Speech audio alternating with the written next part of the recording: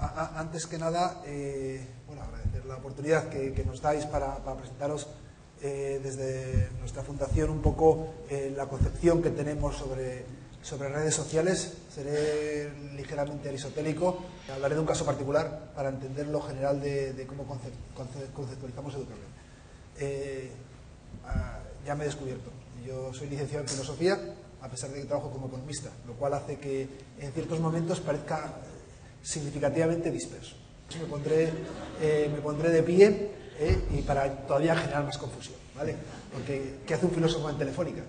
No buchéis, que es una empresa que me da de comer, pero es curioso porque tiene una fundación que hace cosas muy, muy interesantes, y esta es una de ellas.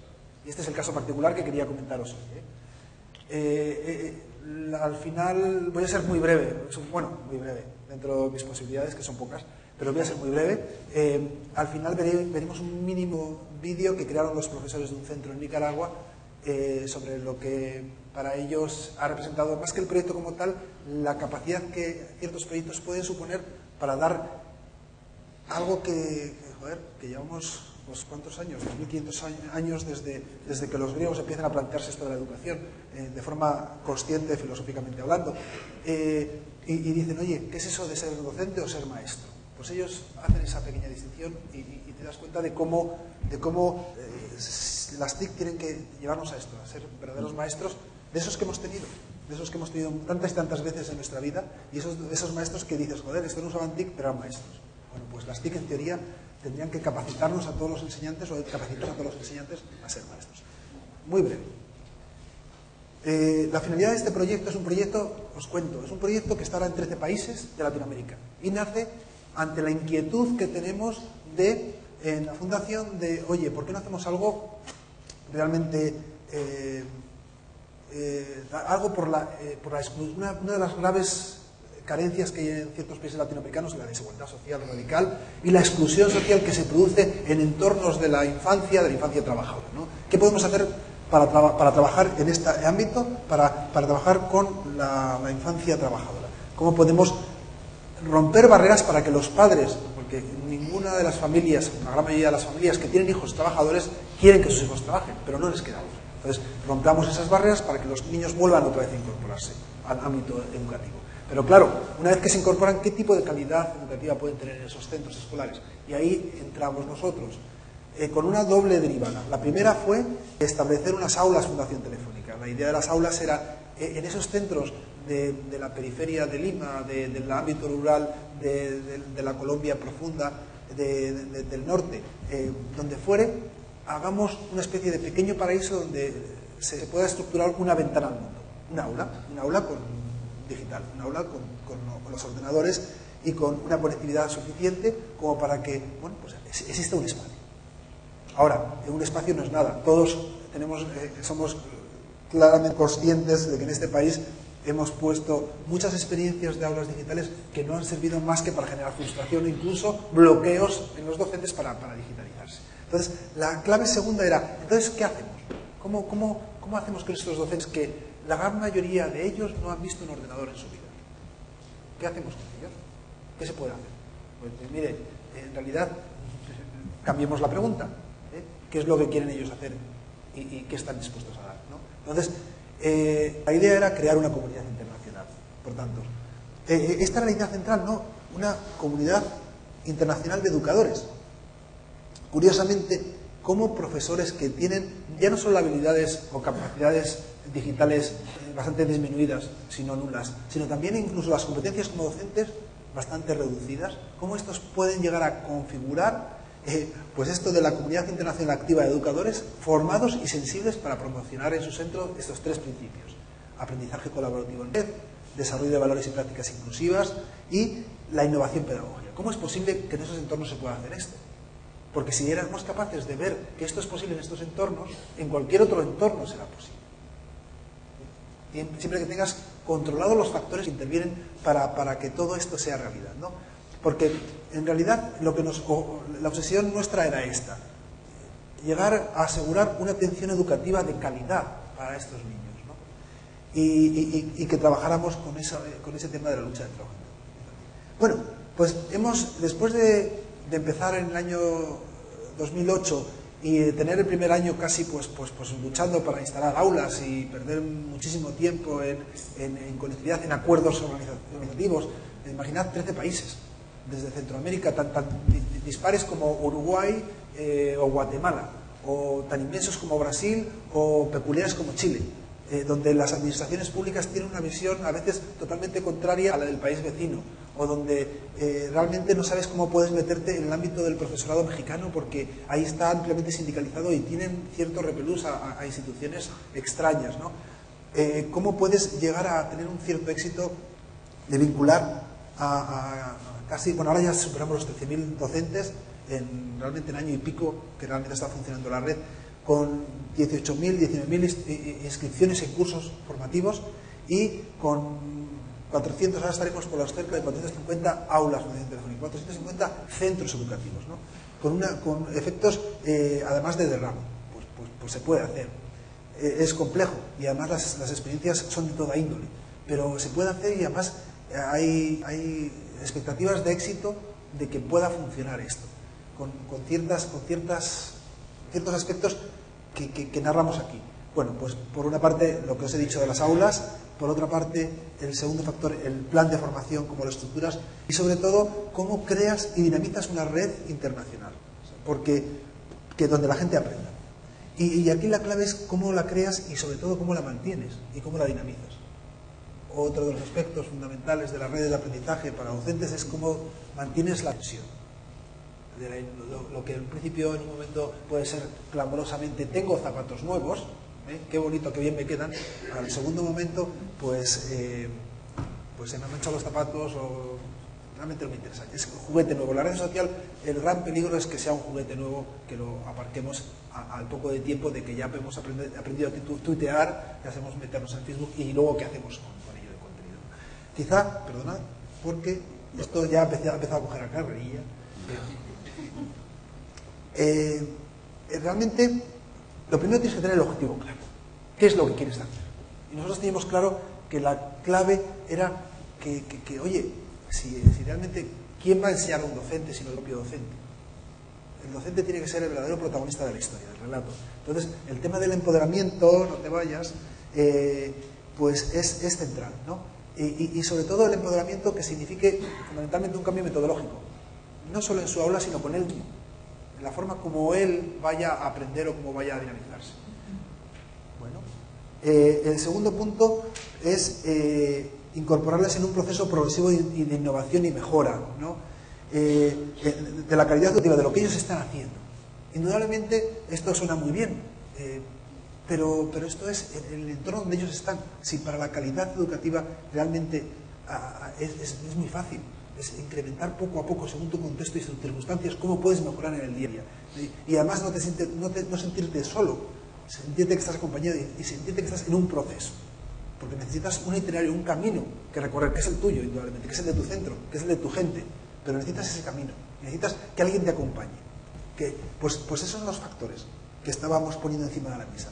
Poner itinerarios formativos vinculados a las competencias digitales, pero también a las competencias pedagógicas, de lo que os hablo ahora un momento, de cómo creíamos que se tenía que hacer con las TIC, cómo se tenía que trabajar con las TIC, y en ese camino alguien o alguienes, gente más versada, pedagogos que hayan trabajado y que tengan la experiencia, que te acompañen, pero fundamentalmente que te acompañen en un inicio, porque en última instancia la cuestión es que tú aprendes a acompañar a otros, o que se acompañen entre los docentes, ¿no?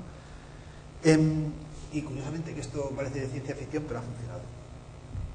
Y, hombre, siempre centrados, ¿por qué focalizamos las TIC? Bueno, porque indudablemente creíamos que era la herramienta que posibilitaba la innovación y el cambio, pero en realidad lo que estamos focalizándonos era en la innovación y el cambio en lo didáctico, en la metodología que estaba aplicándose, ¿no?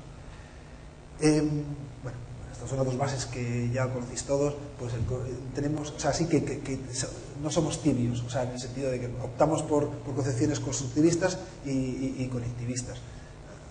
Y entendido de buena índole, o sea, estos ismos que a veces se han criticado, indudablemente a lo mejor por manipulaciones ideológicas o por críticas ideológicas, hay que entenderlo en su justa medida.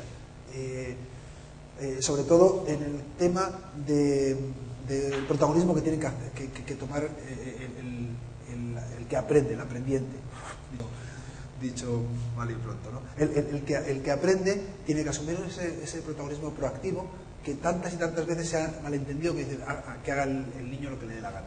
Indudablemente no, pero sí que es verdad que cambia un poco el perfil de cuáles son los roles que tienen, cómo son los roles de interacción entre el docente y el alumno, ¿no? Y entre los docentes y entre los alumnos también, ¿no? Pero vamos, estos conceptos no son suficientemente obvios.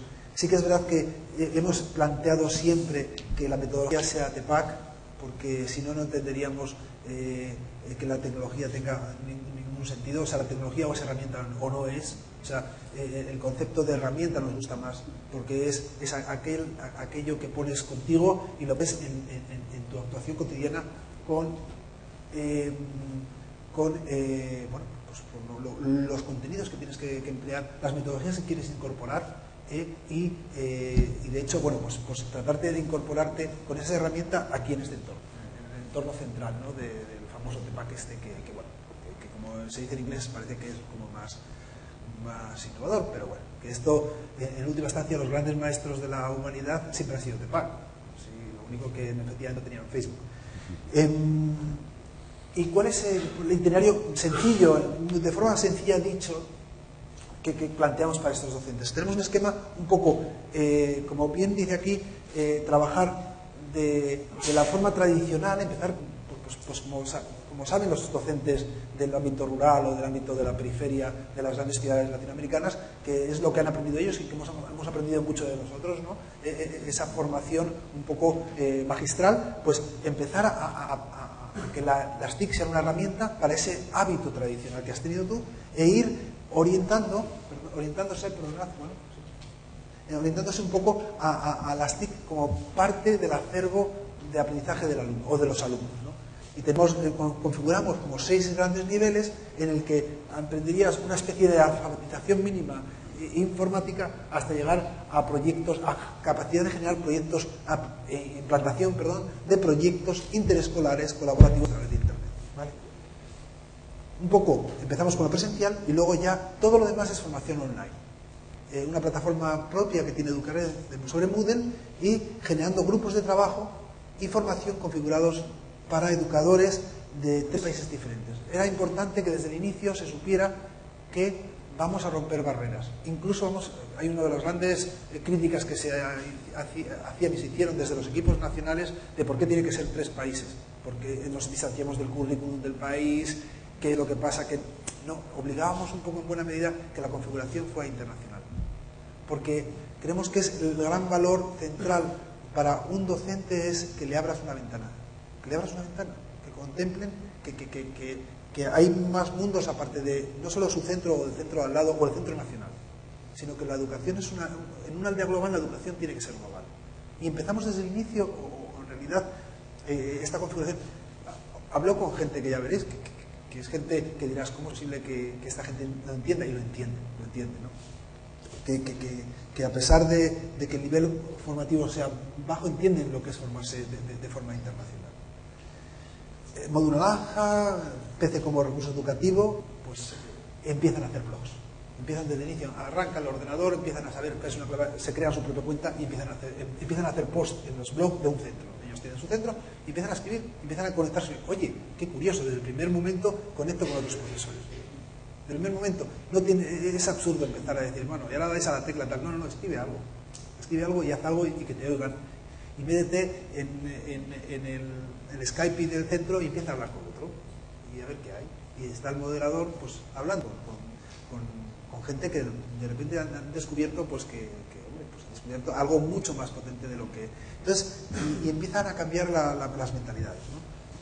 El segundo punto habla un poco más como recurso educativo de la Internet. ¿Cómo puedes hacer que en las unidades de programación tradicionales incorpores ya las TIC en un proceso, pues desde esa clase magistral del PowerPoint o lo que fuera? Pero empieza a hacer algo ya que te sea útil para lo que habitualmente estás haciendo. Quítate el miedo y empieza a hacer algo que sea útil para lo que tradicionalmente has estado haciendo.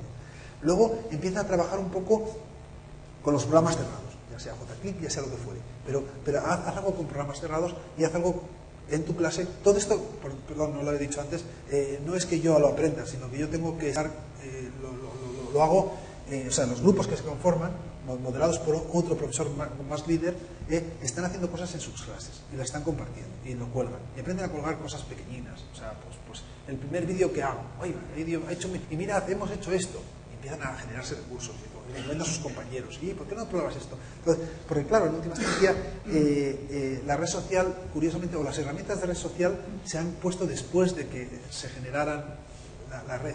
O sea, la clave está en que en el proceso formativo la red social vino después en el sentido de, vino por la necesidad que cada vez más necesitaban de otras herramientas para empezar a compartir más y más, ¿no? Conforme van madurando en esta escalabilidad que hemos planteado, ¿no? Y entonces empiezan a aplicar, empiezan a trabajar en secuencias didácticas, en sus propias secuencias, a pequeñas escalas, y encima con la colaboración de otros, de sus compañeros, de sus pares, ¿no? Con diferentes a veces niveles de competencialidad digital, pero que a lo mejor metodológicamente están todos en una misma línea, ¿no? No saben trabajar muy bien cómo trabajar cooperativamente, pero aprenden todos conjuntamente, ¿no? El módulo rojo hablan ya de objetos digitales abiertos, de programas abiertos y de cómo pueden ir trabajando en publicación, diseño, edición de sus propios repositorios y sus propias estructuras didácticas, ¿no? En los dos últimos, estos son los que queremos tener, como ahora estamos mimando más, y porque claro, nosotros tenemos un plazo de vigor del programa, que tenemos que abandonarlo. Tenemos que abandonarlo y tenemos que tratar de que este programa, al abandonarlo, porque es para nosotros un piloto, tenga continuidad y escalabilidad y que funcione autónomamente. Entonces, el gran mimo es en estos dos últimos puntos. Probablemente, perdonad, no sé contar, porque tenía muchos pequeños detalles que contaros. Hay un proceso de selección. No todos los docentes, por supuesto, van a llegar a los últimos estadios, ni tampoco les interesan, y además esto es totalmente proactivo y ellos pues se ponen a trabajar y demás, y si les ayudan bien y si no lo dejan. Pero en buena medida lo que queremos es que aquellos que quieran, sepan y deseen transformar los entornos formativos acaben siendo los líderes de todo el proyecto. Estos dos últimos, por tanto, lo que trabajan primero es cómo planifico, o sea, como una reflexión en común, compartida, sobre las posibilidades del mundo web 2.0 para la interacción e interrelación con los alumnos de los diferentes centros escolares, sobre esa potencialidad de trabajar juntos y de aprender juntos, ¿no? En trabajo cooperativo, ¿no? Y así tener planificados unos proyectos educativos interescolares que en la siguiente fase es cuando lo aplican. Estamos ahora aquí. De hecho, estamos ahora lanzando los primeros proyectos colaborativos, que quieren ser proyectos colaborativos donde se impliquen pues, varios centros de distintos países y donde se puedan recoger experiencias prácticas para ser evaluadas de cómo, a través de lo que podamos hacer, imaginémonos a modo de propuestas que han ido surgiendo y que ya están planificándolas, de un wiki de centro donde yo con mis pares o distintos, porque ahora estoy multidisciplinar, pues voy aprendiendo del conocimiento del medio, del entorno, de cómo se aplican las matemáticas en los usos populares del centro, etcétera, etcétera. Voy mostrando lo que somos, cuál es la identidad cultural de ese centro y de la comunidad escolar, no solo escolar, la comunidad cultural que rodea al centro, y cómo tenemos una identidad y cómo eso queda reflejado en un wiki. Pero ese wiki indudablemente refleja experiencias, expectativas conocidas por parte de los alumnos a través de los profesores, y los alumnos lo han recogido, lo han analizado y lo han colgado. ¿De acuerdo? Entonces, ¿por qué? Porque así se hace una especie de mapa de toda la diversidad de wikis de los distintos centros que están colgando en ese mismo proyecto, de aquellos líderes, por así decirlo, que hayan querido participar en este proyecto. En buena lógica, conforme vayan surgiendo gente que es capaz de entender cuál es el proceso de enseñanza-aprendizaje a través de las tecnologías y cómo se puede implantar, indudablemente queda garantizado que esto va a funcionar cada vez más de manera autónoma. Porque la idea es que nosotros dejemos la red y la red sea propietaria de los propios docentes, de los propios directores que apoyan a los docentes, de los propios líderes educativos de cada uno de los centros. Y que funcione y si se cae, pues se cae. Y si se funciona, pues se funciona. Pero en buena lógica, la experiencia que van acumulando los docentes ha sido y es tan enriquecedora que, bueno, que al final dices, sí creo que merece la pena. Con todas las dificultades que eso comporta, ¿no?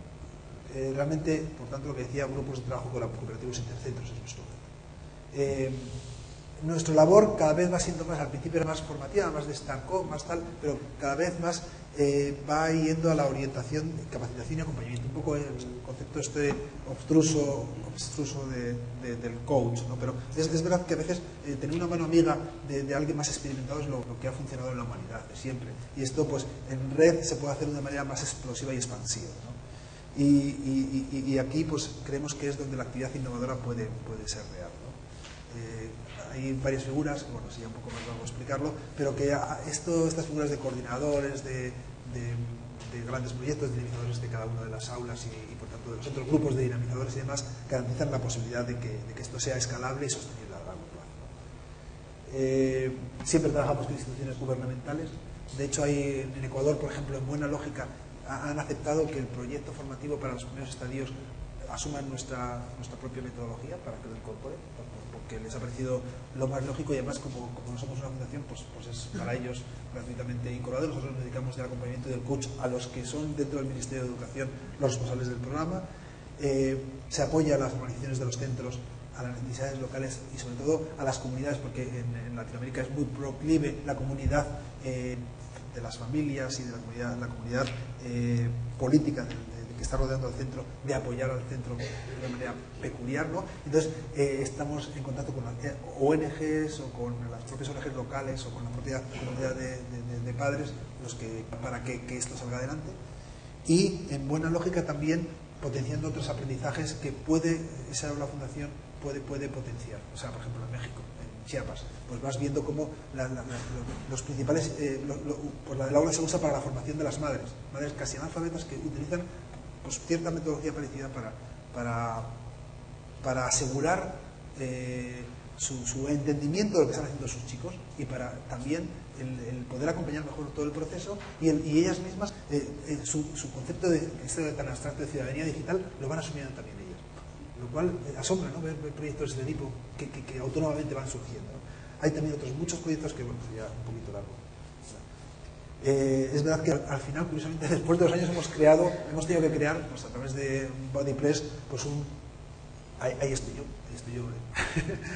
en un centro de Cartagena de Indias de afroamericanos muy, muy peculiar, ¿no? Donde es una especie de te das cuenta un poco de lo que hay de realidad. Pero bueno, en última instancia, lo que estaba diciendo, estos instrumentos, estas herramientas de 2.0 nos han ido surgiendo por la necesidad cada vez más clara de que tienen los docentes de, oye, que esto lo queremos hacer más interactivo, ¿por qué la herramienta de blog necesitamos la herramienta de blog? ¿Cuándo están los foros? Entonces, al final tienes que ir perfeccionando las herramientas por la propia demanda de las necesidades de los docentes. Quería un momento, ya ha terminado, quería poneros un breve momento de una experiencia que han colgado los propios docentes que iban a hacerlo, le hemos echado una mano, porque querían dar las gracias a una docente que se jubilaba y que fue una mujer analfabeta funcional en lo digital, pero que tan entusiasta en Nicaragua. Con esto, que al final fue un ejemplo de dinamización y de dirección en el centro para que esto fuera real. Voy a poner, no sé si hay sonido. Si hay sonido, sí lo pongo.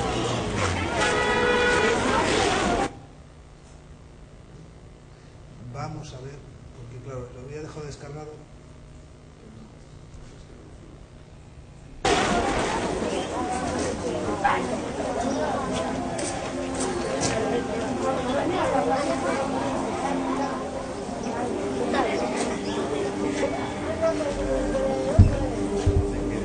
Que instalaron, ¿verdad?, esta AFT, que ha sido una bendición de Dios, ¿no? Soñábamos con este proyecto nosotros, y la par que la profesora también hizo sus gestiones, ¿verdad? Se ha cambiado en una gran medida, ya que nosotros tenemos acceso a esta herramienta, porque esta es una herramienta básica, pues. Podemos decir que es una biblioteca mundial, en donde tenemos a nuestro... Ha venido, mejor dicho, a mejorar el proceso de aprendizaje, ¿verdad?, para nosotros los maestros, podríamos decir, en la parte pedagógica o metodológica, y con una repercusión efectiva hacia los educantes.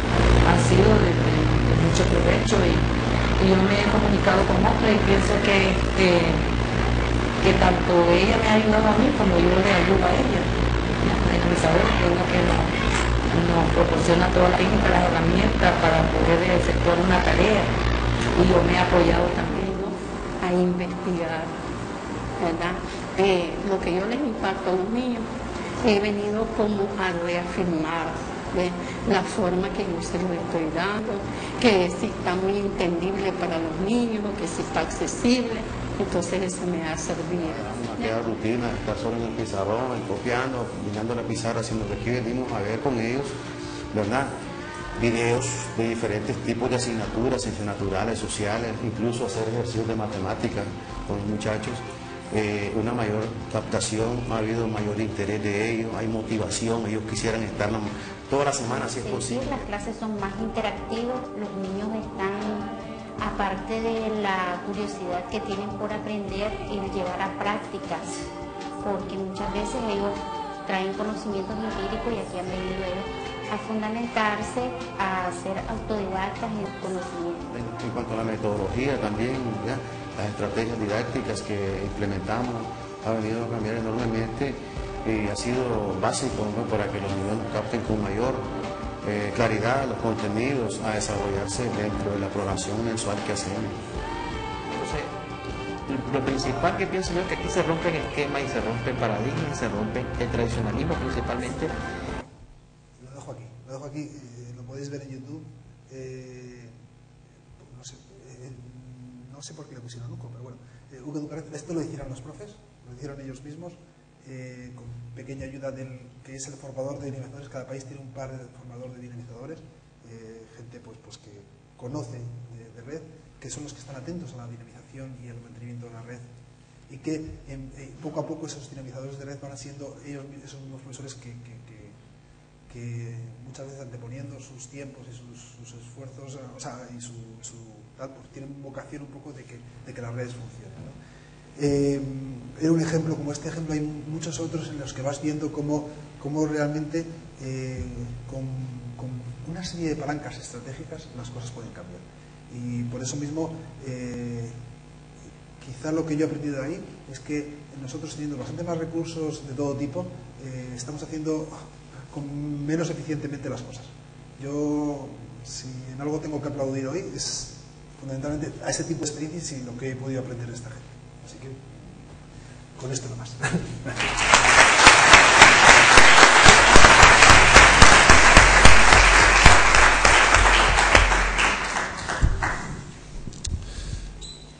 Abrimos un turno de preguntas. Vamos con cierto retraso, pero no peligroso. No creo que haya ningún ataque de hipoglucemia porque vayamos un poco más tarde a la comida. Por tanto, haremos un turno de preguntas para esta intervención de Javier, que por otra parte me ha parecido fascinante. Y yo quiero hacerte una ya para empezar. A mí me interesa mucho eso de que no todo es cuestión de recursos, la última idea, ¿no? La idea de que hay algo que se puede hacer no tanto incorporando más, sino haciendo las cosas de forma distinta, o lo que has llamado las palancas del cambio, ¿no? Eso sí que me gustaría que lo desarrolles un poco más, que lo concretes hasta donde puedas concretarlo, cuáles han sido los clics esos que de pronto has encontrado y han iluminado ese espacio, ¿no? Y han hecho que las cosas empiecen a funcionar y ir hacia alguna parte.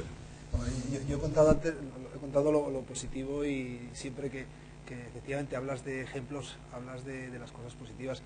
Pero por ejemplo, cuando estuve en Cartagena de Indias y fui a más de paracaidista a ver qué había realmente, porque a veces no puedes supervisar correctamente los proyectos. Y llegué a un aula donde la conectividad en Colombia específicamente depende de los municipios. Los municipios se comprometen para dar la conectividad ellos con una conectividad suficiente.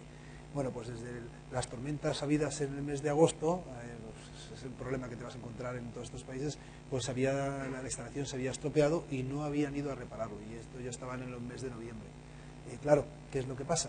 Que la dinamizadora del aula, la responsable, una mujer encantadora, pues claro, no tenía solución a esa conectividad. Entonces, ¿qué hacía? Iba al cibercafé, descargaba los materiales para sus compañeros y utilizaban una conectividad más lenta para otras cosas, y pues con los pinchos pasaban las cosas y empezaban a hacer las cosas con los pinchos. Pero llevaban 4 meses, no querían parar las formas de hacer con los portátiles. Tenían unos mini portátiles, trabajaban con los mini portátiles los chavales sin internet. Y así funcionaban, hacían actividades para no parar la actividad propia que querían hacer con el software. ¿Qué quiere decir esto? Pues hombre, que a veces la necesidad crea el órgano del ingenio y de no parar la forma de enseñar, pues oye, vamos a trabajar esto y lo podemos descargar de esta manera y vamos a superar este escollo. Indudablemente esto no es sostenible, ¿no? Lógicamente, porque luego cuando vas progresando en el ámbito o sea, es lo que dicen los grandes avezados dentro de los profesores, de vuestros compañeros, claro, ellos están totalmente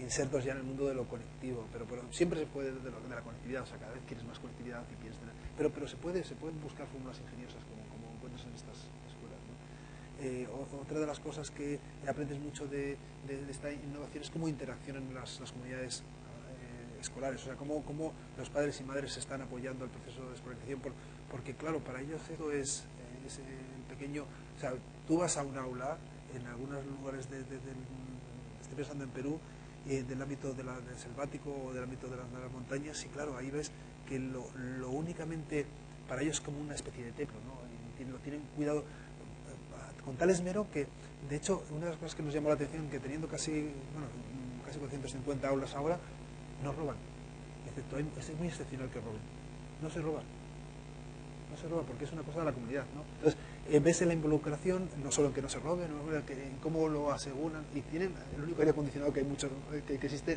en kilómetros es el que tienen, y no van a robar nada, y eso significa también que muchos de los padres piden y demandan por formarse en ese centro, o acompañan al niño, preguntan, se involucran, se reúnen, porque también es verdad que esto, vamos a ver, que esto quizá como un poco de cabeza que tengas, pues sabes que hay que hacerlo en que cada vez asuma más el protagonismo, pues las unidades, y que a lo mejor pues ese acompañamiento significa, oye, pues esto que está funcionando de esta manera o de esta otra, o bien posibilitar que el acompañamiento se haga entre ellos mismos, de unidades más avanzadas con otras que están más que están siguiendo un proceso, porque en realidad ¿quién va a entender mejor el lenguaje de ellos sino gente que ha pasado por el mismo proceso?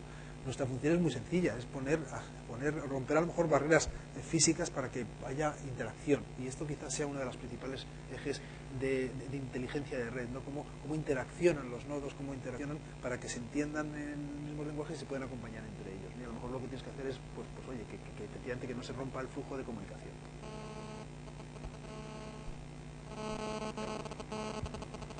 Hola, la primera es una curiosidad, es que en Telefónica también existe un proyecto que es el proyecto Morfeo, ¿vale? Que es de desarrollo de software libre y tal.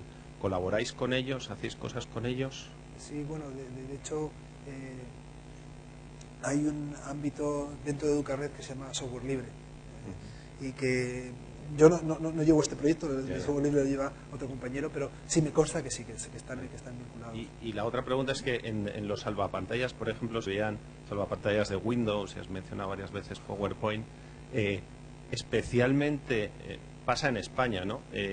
En los centros educativos se utilizan programas que luego los padres no pueden utilizar legalmente en casa por el coste. Eso ya, en países como los que estás hablando, debe ser imposible que la gente luego en su casa utilice un PowerPoint y lo pague. Tienes toda la razón. ¿Cómo lo combináis o cómo hacéis eso? Depende del país, pero la gran mayoría de ellos trabajan con software libre, efectivamente. He utilizado terminología al uso, lo siento, pero no, el OpenOffice es, por ejemplo, los estadios principales en muchos de los países usan OpenOffice o están con Linux, ¿sabes? Dependerá un poco ya pero pensemos que son 13 países y nosotros de aquí solo coordinamos y supervisamos en el sentido de que oye, pues que haya cierta, que los problemas se vayan solventando, pero en buena lógica las decisiones son de los países, entonces cada país tiene su cierto. A veces, por ejemplo, llegan a acuerdos con Microsoft y Microsoft lo dona, ¿sabes? Y dona al centro y también a la comunidad, o sea, eso.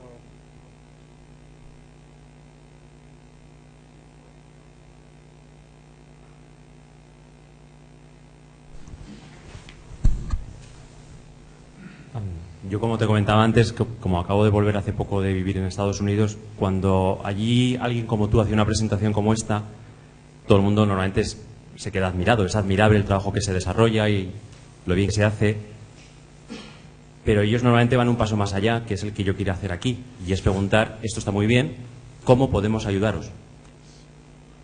Pues... ¿Cómo puede un docente en España, cualquiera de nosotros, alguien involucrado en la comunidad educativa, apoyar a una tarea tan encomiable como la que estáis haciendo? Es una buena pregunta. Quisimos, desde un área de la propia fundación, quisimos poner un proyecto que era Escuelas Amigas. Que era Escuelas Amigas, lo que pasa es que al final, Escuelas Amigas, a ver, todos los proyectos, o sea, esto, por ejemplo, el principal inconveniente que tiene todo esto, igual que los proyectos de colaboración en red, o se imbrican, o sea, se incorporan en la actividad docente cotidiana con los alumnos, o si es un proyecto adicional, saturas al profesor, sobre todo a los más líderes. Entonces tienen que estar en la actividad cotidiana. Entonces, cuando planteamos en un primer momento, cuando se planteó, yo no estaba en ese momento, Escuelas Amigas se hizo como una actividad adicional. Entonces, las actividades adicionales están muy bien pensadas o son imposibles de incorporar, o porque no son un valor agregado claro, ¿no? Entonces, lo lógico es que se busquen fórmulas, estamos también en ello, ¿no? de ver cómo puedes mejorar la actividad cotidiana del docente a la hora de hacer cosas con otros docentes. Por ahora no tenemos la fórmula va a ser más en los niveles más superiores, pero en buena lógica habría que pensarlo muy bien, porque todos los intentos de colaboración pueden ser muy peligrosos. No sé, porque primero creemos que desde aquí de España sabemos más que ellos, cuando a veces nos dan sopas con onda en cuestiones metodológicas de cómo trabajar y resolver conflictos y problemas. Lo segundo, no es cuestión de competencias a veces digitales, sino cómo las competencias digitales están incorporadas en las competencias del docente, ¿no? Y por tanto, pero posiblemente sí que se ayudaría bastante en cómo estar en los estadios últimos, en el quinto y sexto, para hacer proyectos colaborativos. Lo ideal sería que si yo tengo un centro pionero en trabajar colaborativamente en red, con mis docentes vinculados, etcétera, sí que esa concepción metodológica pudiera ponerse al servicio de la red. Entonces, yo creo que ahí es donde más se puede hoy en día ayudar. No vas a ayudar a los estadios de crecimiento del 1, 3, 4, porque eso es la cuestión es que se remanguen y se remanguen con otros para ir aprendiendo a hacer las cosas. Pero cuando yo tengo que planificar y programar y demás, ahí sí que todas las experiencias innovadoras de agregar valor sí que pueden ser útiles. Entonces, lo lógico es, pues, toda la propuesta será más que bienvenida y además, vamos, es cuestión de ponerse ahora mismo en contacto conmigo porque no está puesto el cauce, pero es para poner cauces para que se refuercen esas competencias además de programación, de planificación de proyectos colaborativos en red, intercentros, interescolares, para que eso salga adelante. Pero nos vamos a llevar ¿cómo diría yo? Nos vamos a llevar una sorpresa grata para ver que a lo mejor tenemos que aprender más que podamos aportar. Lo digo como a veces lo veo en comunidades brasileñas porque, no sé, también es verdad que a veces yo creo que son gente más abierta en muchos de ellos para decir, oye, pues a lo mejor lo estoy haciendo mal o bien y a ver qué puedo aprender.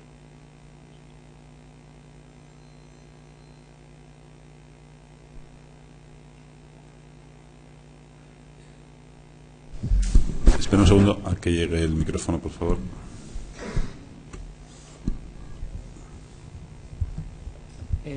La manera más sencilla de realizar una videoconferencia, ¿sabe usted decirme cuál es? ¿Una videoconferencia? Sí. Si estás, por ejemplo, dando una charla y que gente de fuera pues la esté viendo. Pues yo cogería Illuminate, por ejemplo. ¿El qué? Yo cogería Illuminate, por ejemplo. ¿El número? Illuminate. Illuminator. Sí. Vale, gracias. Pero bueno, hay muchas otras, ¿no? Pero eso es lo que usaría yo. Con eso usáis Illuminate, ¿no?